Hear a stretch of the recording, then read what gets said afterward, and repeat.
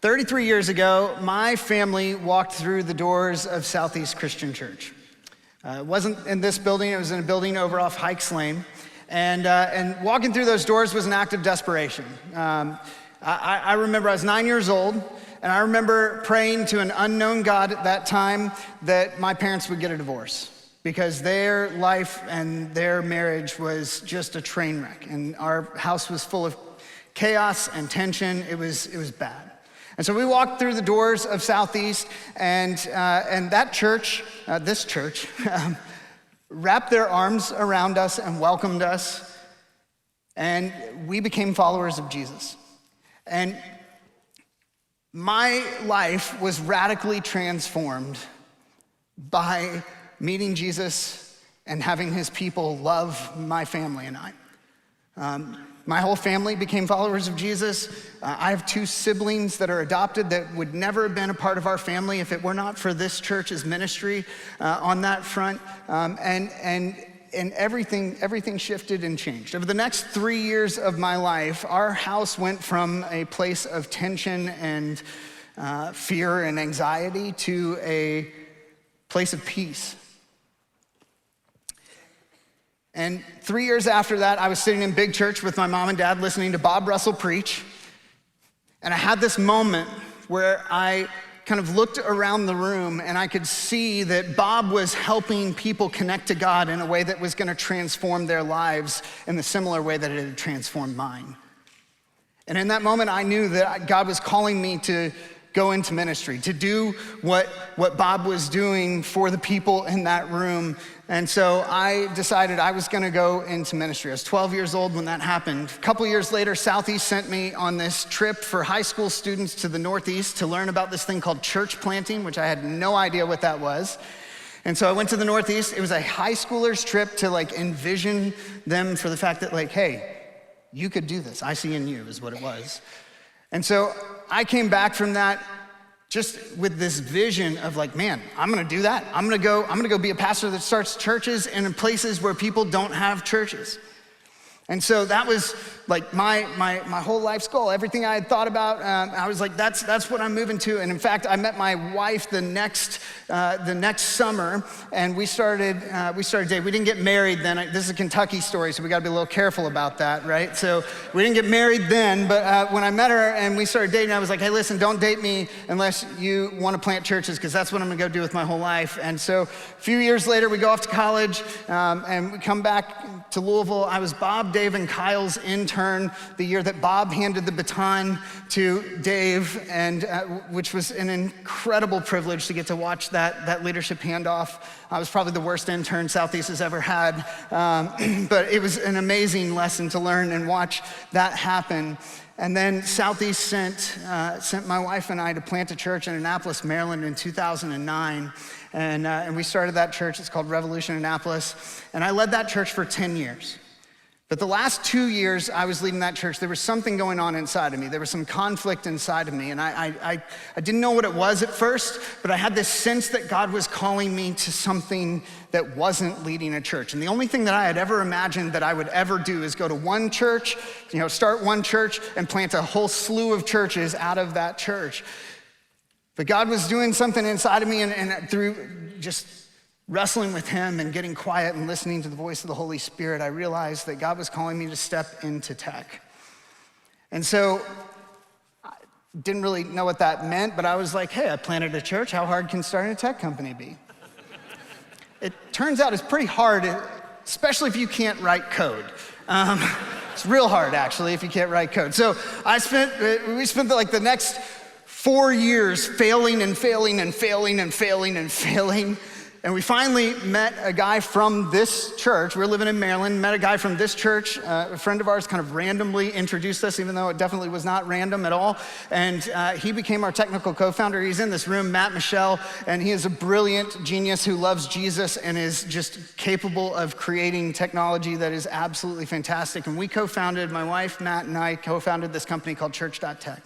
And Church.tech exists to help every church become more effective at making disciples. And we do that by helping churches utilize AI in ethical ways so that they can spend more time with God, their family, their community, and their church.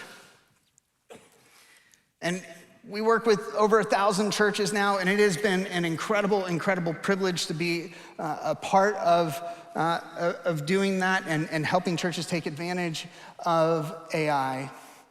But if you'd asked me 10 years ago if I'd be standing up on this stage, talking at my home church, talking to 2,000 pastors and ministry leaders about how they need to engage on the AI front and how it is imperative that every single one of you get involved in helping shape AI for the glory of God and the good of humanity, I would have been like if you were like, what are the odds? I would have said negative 1,000% because I'm a pastor and I don't do math, right? Like, there was no way I ever thought that would happen. And what I'm about to propose to you is exactly that every single person in this room needs to get involved in helping shape AI for the glory of God and the good of humanity. And we'll get to that in a second. I want to put like a very practical way for you to actually do that in front of you today. But the first thing I want to do is I just want to ask, show of hands, maybe this is going to be a little uncomfortable. How many of us are using AI for ministry tasks in this room? Just boldly throw your hand up. Wow, all right, sweet. Some of you are like, me too, but I can't tell you because my lead pastor's next to me and I'll get fired if I raise my hand, right? Like, okay, cool, I gotcha. I see those hands too, all right? Like, here's the thing. I believe every single one of your hands should have been up. And they need to go up. Like now, as fast as we can. And I want to show you two charts that are going to give you an indication as to why. The first chart is this. It's a chart of the adoption rate for ChatGPT, held against the adoption rate of the internet. So what you'll see is that in about 17 months, ChatGPT went from 0 users to 800 million users. We'll come back to that. Look at how long it took the internet to get to 800 million users, 134 months. I have learned how to do math in the last couple of years a little bit better. That's over 11 years. And in less than 2 years, ChatGPT got to 800 million users. Now there's two ways that this graph is deceptive. The first is this. This isn't AI usage. This is just one company's consumer-facing app. This is not Google, Microsoft, Perplexity from Amazon, Anthropic, Claude. This is just one company, and this data is about 4 months old at this point, 5 months old at this point. They're well beyond this at this stage of the game. Also, this is weekly active users. Listen, I've become a technologist. I'm comfortable standing up here saying that I'm a technologist at this stage of the game. It's really hard to get weekly active users as a tech company. These people are making it look easy. Now, why should you care about that? The reason you should care about that is this next chart. It's a study from the Harvard Business Review that came out a little earlier this year, and it is comparing the ways that people are using AI from 2024 to 2025.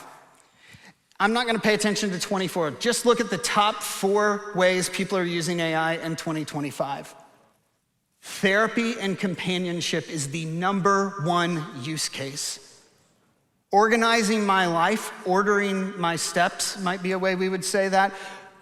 Finding purpose is the #3 use case for generative AI and enhanced learning. Now, I don't know about you. We're talking about catching the wind of the Holy Spirit here. Sounds kind of familiar to me, these top 4 reasons. Our counselor, our comforter, our strength, and our guide. One who brings wisdom and discernment. This is how the world is using AI right now. And I gotta tell you, it's not going to, those top 3 to 4 reasons are going to stay at the top of the list. All the data that we're seeing right now is pointing towards those continuing to be the ways that people utilize AI. Rick mentioned this before. We think about the detriment that social media has had on our society. It's had some good things that have happened through it. I'm not saying that. If you're a social media manager, don't tweet at me or anything. I don't go on Twitter. So I'll never know. But social media has put us into these silos, right?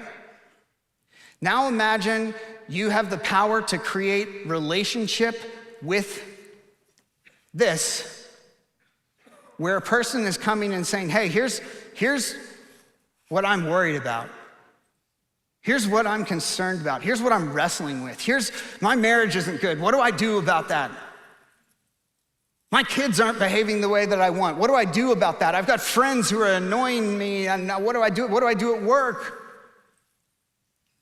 And here's what I want to propose to you. This is why every single one of us needs to get involved in shaping AI for the glory of God and the good of humanity. It's easier to talk to ChatGPT than it is to pray.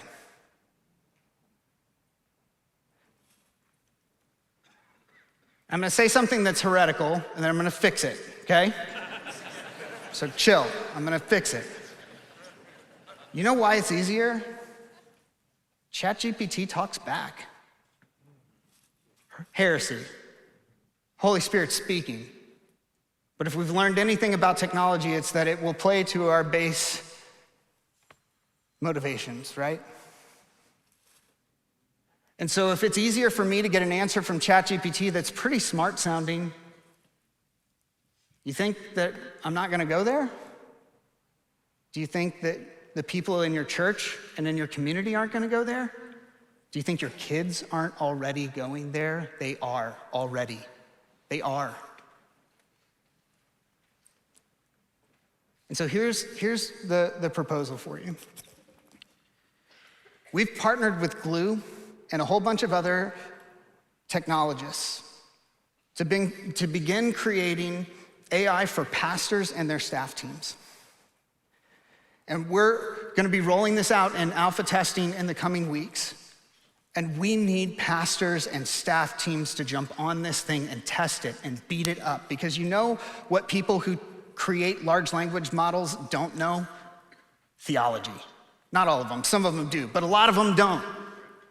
And we need to be able to shape this and craft it in a way that you can stand behind and go, yes, this is pointing people back to the voice of the Holy Spirit. It's encouraging them to pray. It's encouraging them to talk to their small group and engage in that way.